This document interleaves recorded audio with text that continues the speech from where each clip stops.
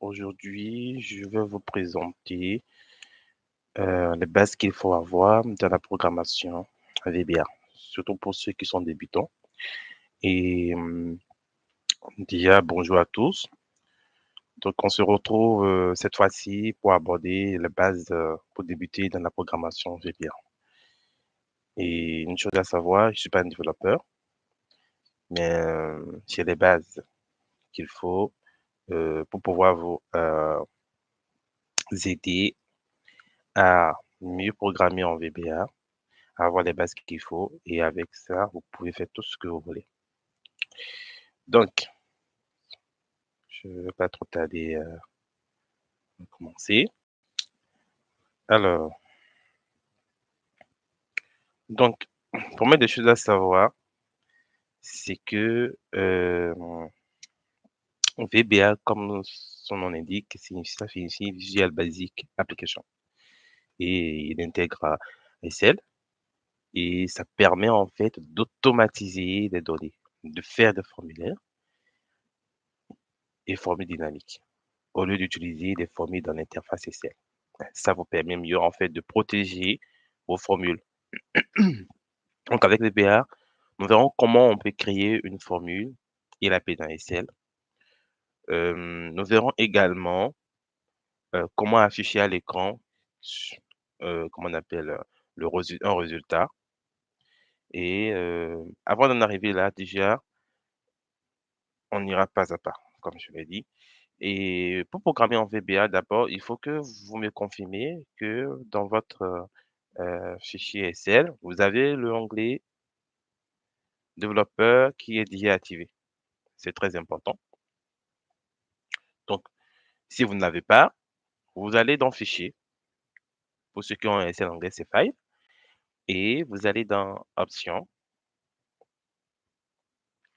Vous irez dans Personnaliser le ruban, qui est Customize ruban pour ceux qui ont un Excel. Et vous vérifiez ici dans la personnalisation du ruban. Est-ce que vous avez l'onglet développeur coché? Si vous ne l'avez pas, vous le cochez et vous faites OK. Et à partir de ce moment, normalement, vous devez avoir l'onglet développeur activé ici. D'accord. Et vous aurez donc accès maintenant à l'onglet Visual Basic. D'accord. Donc, une fois que vous avez accès à tout ça, avec Visual Basic, pour faire plein de trucs, soit avec cet onglet développeur activé, vous pouvez en fait insérer des boutons même paramétrés, faire des checklists, tout ce que vous voulez. Voilà. Donc, pour aller dans Visual Basic, soit vous cliquez ici, soit vous faites Alt plus F11. D'accord? Donc, je vais cliquer là. Déjà, je pense qu'il y a un fichier qui est ouvert. Ouais, c'est bon. Donc, je clique ici sur Visual Basic. Je vais agrandir. D'accord? Et à partir de ce moment, je vais me rendre dans une feuille que je veux et je vais insérer un module. D'accord? À partir de ce moment, j'ai l'interface qu'il me faut pour que je puisse programmer. D'accord? Mais avant tout ça, ce qu'il faut savoir, c'est que la programmation VBA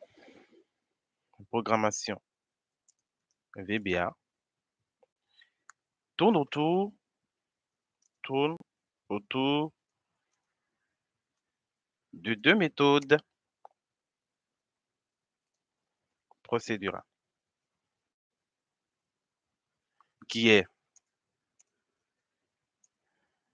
qui est la procédure de type fonction et la procédure et la méthode procédurale de type sub. Dans la méthode, dans la méthode procédurale de type fonction, on fait appel à quoi? à la notion de valeur. Voilà. Une procédure de fonction retient une valeur et une procédure de type sub est une exécution d'un ensemble d'instructions. Voilà. Et la procédure de type fonction ne peut pas s'exécuter sans qu'on fasse appel à la procédure de type sub. Donc, dans la procédure de type sub, on fait appel à la procédure de type fonction. D'accord? Et vous allez certainement me demander pourquoi VBA? Comme je vous l'ai dit, VBA, c'est pour automatiser, c'est pour protéger nos formules SQL, c'est pour gagner du temps. Et aujourd'hui, quel que soit le domaine, dans le domaine de la finance, quand je parle de finance, j'englobe tout ce qui est lié à la comptabilité, contrôle de gestion et autres. On a des bases de données à gérer, on veut gagner du temps, on ne veut pas rester là à tirer des formules, on veut avancer parce que voilà, pour ceux qui sont encore euh, en train d'adopter des méthodes manuelles, Excel avec VBA, en fait, qui est intégré à Excel pour faire beaucoup de choses. Donc, c'est ça, vous patientez ou vous demandez, allez, on y va, oui, on va y aller, d'accord? On va démarrer avec la méthode de procédure type SOP, ok? Comment ça fonctionne? Déjà, la première chose que vous devez savoir, c'est que pour créer la méthode de procédure type SOP, vous écrivez d'abord, en premier lieu, le mot-clé SOP, d'accord? Qui sera suivi du nom que vous allez donner à votre procédure. Et ce nom-là, en fait, ça doit dire, ça doit donner une image de ce que vous voulez programmer. Donc, par exemple, vous souhaitez déterminer le salaire qui va vous rester à la fin du mois. D'accord. Dans ce cas, moi, je vais mettre salary end month. OK? Et quand vous écrivez le nom, vous devez mettre, vous allez écrire, vous allez mettre une parenthèse ouvrante et fermante. D'accord? Et vous avez tapé sur entrée. Et comme vous avez remarqué, une procédure de type SOM commence par le mot-clé SOM et finit par le mot-clé un SOP. Ça veut dire que ça commence et ça se termine.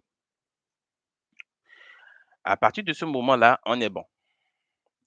Pour écrire en fait la méthode procédurale de type fonction, c'est pareil. On écrit d'abord fonction suivi en fait du nom de la fonction qu'on souhaite donner. Et pour moi, ce serait salaire, salaire restant fin du mois. D'accord? Fin du mois. Voilà. Maintenant, il y a une petite particularité que vous devez savoir, c'est que vous allez certainement vous demander, mais pourquoi j'ai écrit en fait le nom, les noms de ces procédures collées? Je vous explique pourquoi. En programmation, on n'écrit pas les noms avec des espaces. Ça va générer une erreur. Voilà. Expected end of statement. Tout de suite. En programmation, c'est soit vous écrivez un collé, vous écrivez tout collé, d'accord? Soit vous mettez des underscores, d'accord, pour séparer. Cela en va de soi également avec les variables. Pour les variables, si vous écrivez, bon, on va maintenant démarrer. On est dans la procédure type sort. Bon, pour déterminer en fait les variables que j'aurai besoin dans la procédure type sort, il va falloir que je les déclare. Donc, première des choses, je vais mettre déclaration des variables.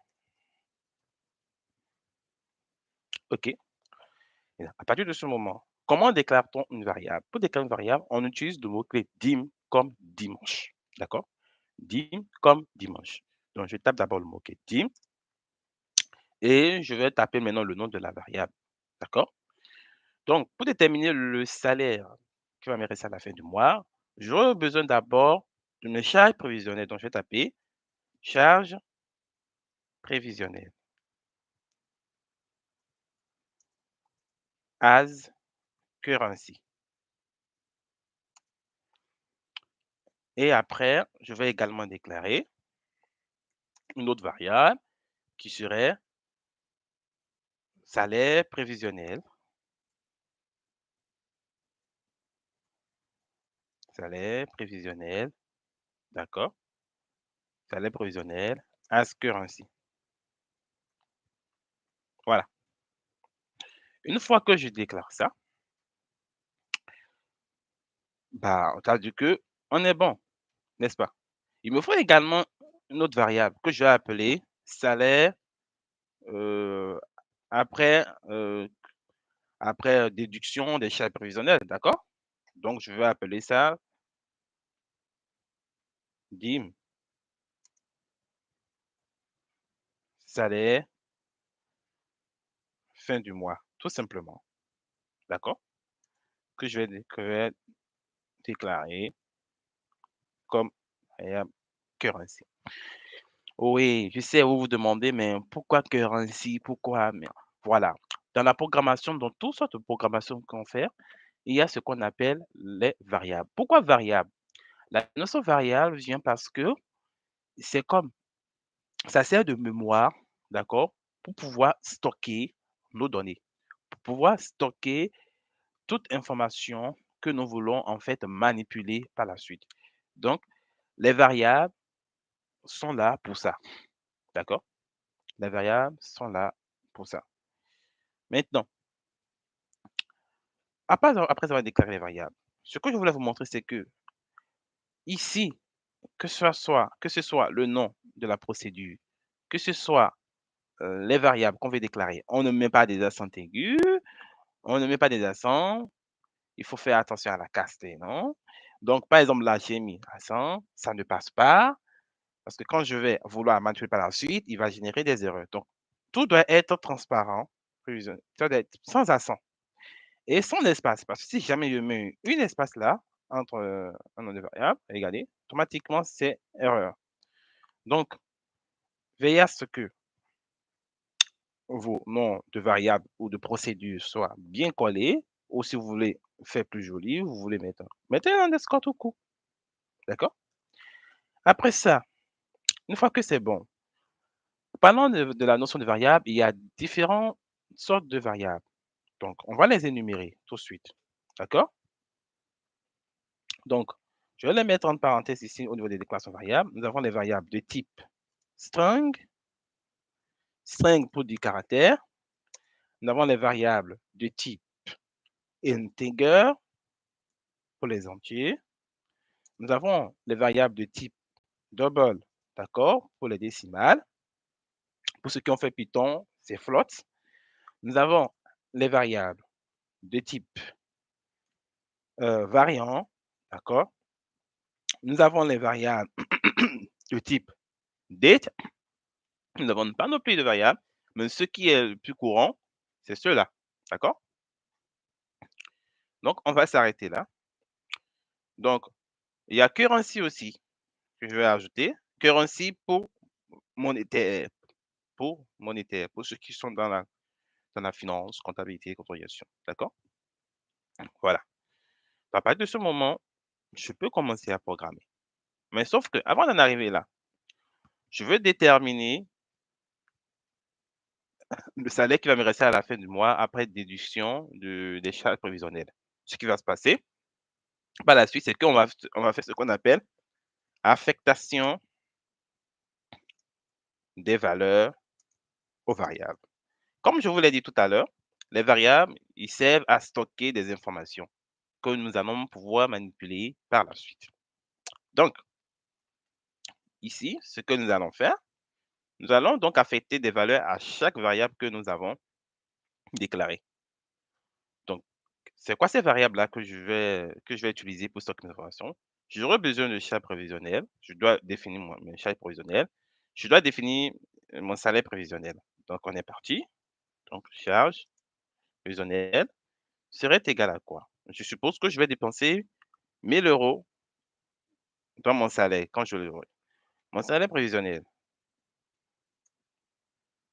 je suppose que je vais toucher 3 500 balles, donc 3 500 €. D'accord? Alors, donc, une fois que c'est bon, pour déterminer mon salaire qui va me rester à la fin du mois, qu'est-ce que je vais faire? Donc, c'est de là, en fait, on va faire la soustraction, n'est-ce pas? On va faire la soustraction. C'est de là, en fait, on pouvait directement faire la différence ici dans la procédure de type SOP. Mais pour remédier à cela, on a une façon plus simple de faire. C'est de faire quoi? Je vais aller créer une fonction, ce que j'ai dit, OK, ça allait rester à la fin du mois et je vais, faire appel à des arguments dans ma formule. Qui dit formule, dit fonction ou méthode. D'accord? Et tout ça, nous sommes en train de le faire à l'intérieur de notre module qui est là. Et donc, à partir de ce moment, je me mets dans ma fonction, je vais déclarer. Donc, on va utiliser en fait le mot-clé byref. Byref est utilisé pour faire référence à quoi? À notre variable que nous avons déclarée. D'accord? Donc, byref, je vais faire appel au child prévisionnel.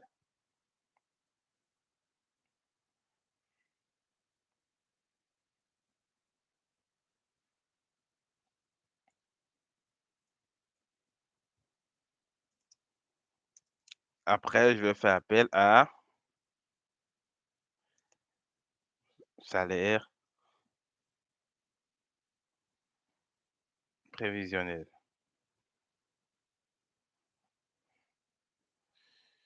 Voilà. Donc, je pense que j'ai bien écrit child prévisionnel, c'est bien comme il est écrit, salaire prévisionnel. Et tout ça, je veux que ça me retourne, en fait, comme sa fonction, il retourne une valeur, je veux que ça me le donne en format currency. D'accord? Et donc, à l'intérieur ici, je vais faire ma formule, je vais dire salaire restant en fin du mois, c'est égal à quoi? Salaire prévisionnel que j'ai défini de base. Donc, prévisionnel.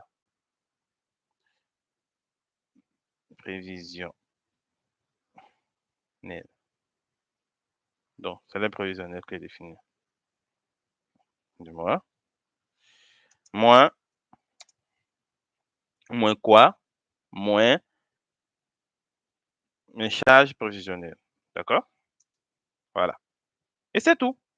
Donc, ici, dans ma procédure de type SOP, je vais faire appel à cette fonction pour pouvoir manipuler mon vari qu'on appelle, la variable que j'ai déclarée là. Donc cette variable-là qui est salaire fin du mois,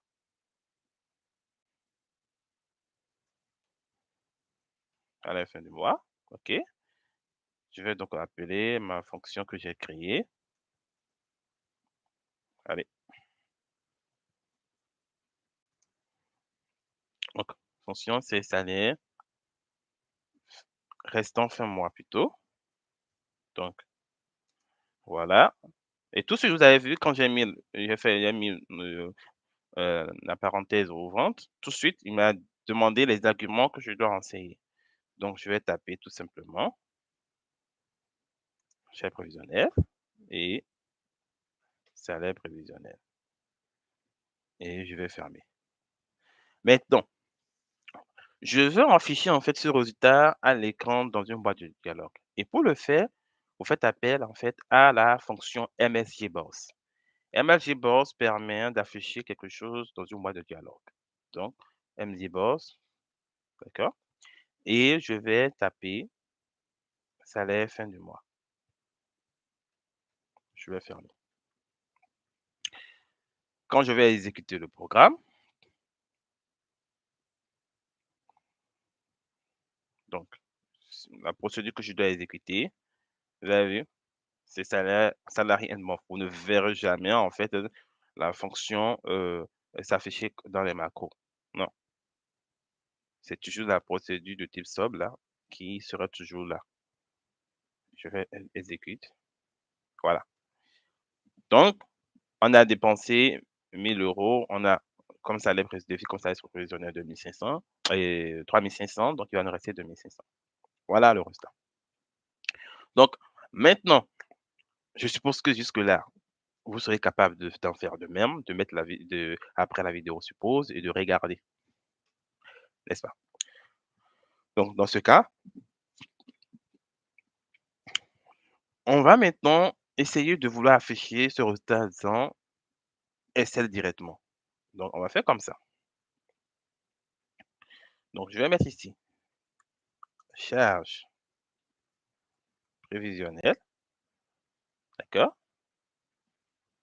Je vais mettre là, salaire prévisionnel.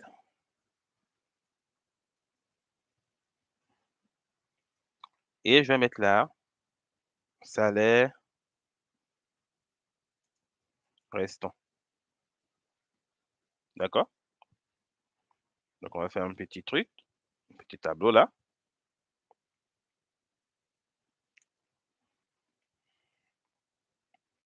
Voilà.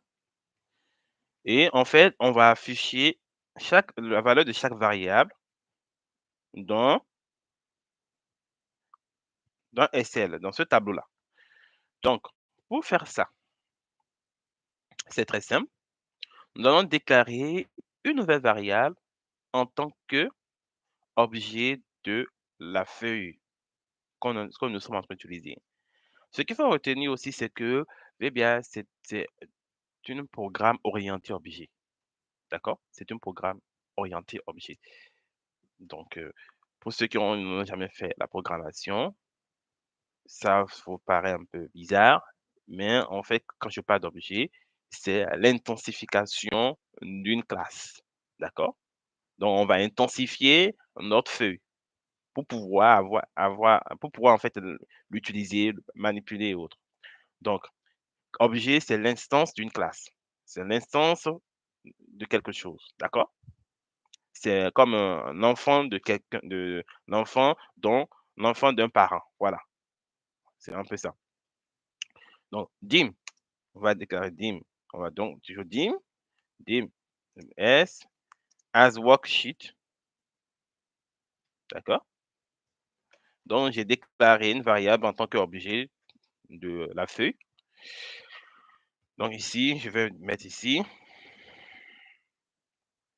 Bon, je vais laisser ça comme ça. Donc là, ici, on va attribuer en fait la feuille à cette variable-là que nous avons déclarée en tant qu'objet. Donc, on va donc pour faire ce qu'on a pour attribuer en fait une variable, d'accord? Pour attribuer une variable, pour pouvoir attribuer une variable à un objet, pour pouvoir donner la valeur qu'il faut à cette variable, on utilise quoi? Le mot-clé set. Set d'attribution. D'autres vont utiliser this. This fait référence à quoi? À l'objet. D'accord? Donc, set S serait égal à quoi? This, quand je fais this worksheet. OK? Worksheet. Et pour moi, en fait, c'est quoi? C'est la feuille, c'est la feuille 1. D'accord? Moi, c'est la feuille 1. C'est la feuille 1. Donc, je vais mettre 1. Voilà. Et même là, this worksheet, je vais prendre normalement, je dois mettre worksheet parce que c'est pour avoir accès. Voilà. Ça doit être comme ça. Si vous voulez pas faire comme ça, mettez tout simplement worksheet et vous mettez 1, l'index.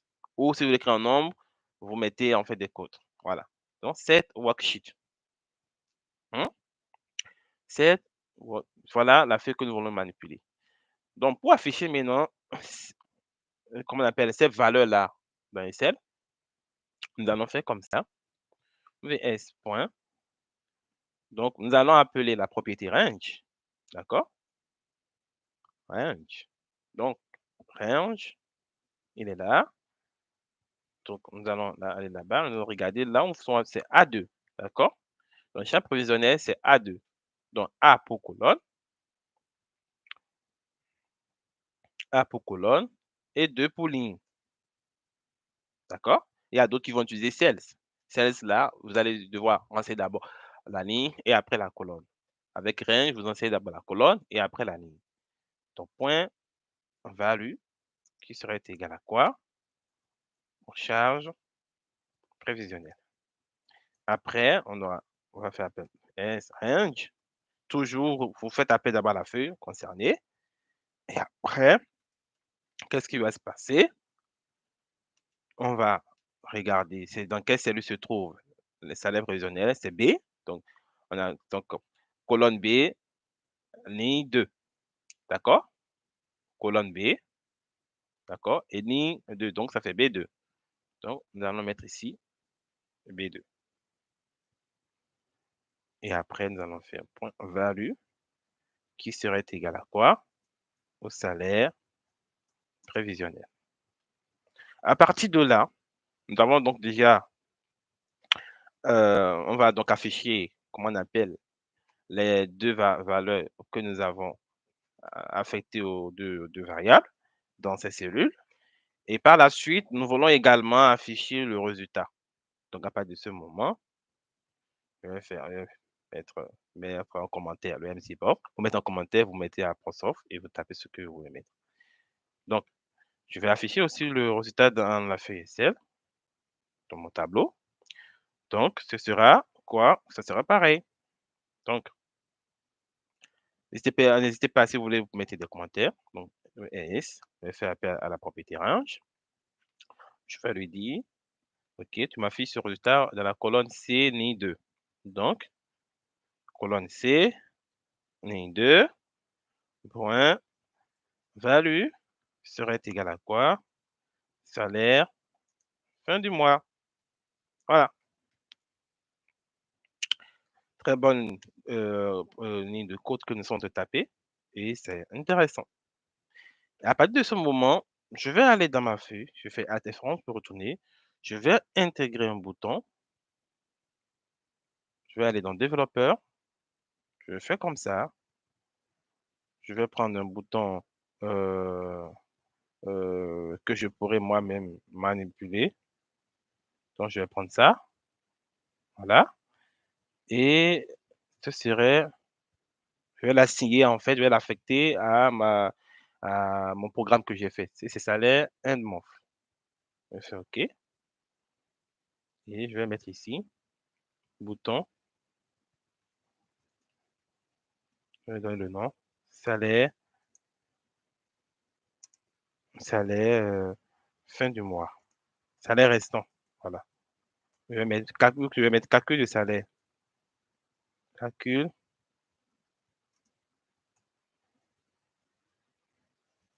Salaire restant. Je vais bien faire comme ça. Je vais le mettre là.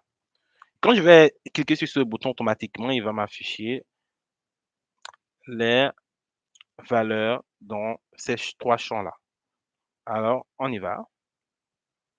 Voilà. Donc, chèque prévisionnel de 1000, francs CFA ou 1000 euros. C'est prévisionnel, voilà. Et ce qui reste, c'est ça. Donc, on va s'arrêter là pour aujourd'hui. On ne va pas aller loin. J'aimerais que d'abord que vous puissiez faire quelque chose de genre vous-même. D'accord? Et par la suite, ce que nous allons pour le prochain live, on verra ensemble comment définir des formats à nos variables. D'accord?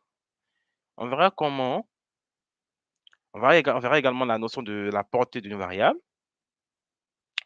Et, par la suite, on verra les branches conditionnelles, les notions de type booléen, les if, else, les case et autres. Et après, on verra les boucles. D'accord?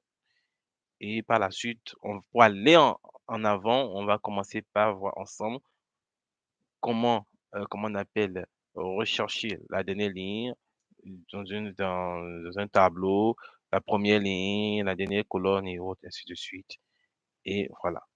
Déjà, si vous arrivez à faire ça, reproduisez ça chez vous. Déjà, parvenez à le faire. Et par la suite, on va avancer. Merci pour ceux qui verront ce live ou ceux qui participent à ce live. On se dit à la prochaine fois.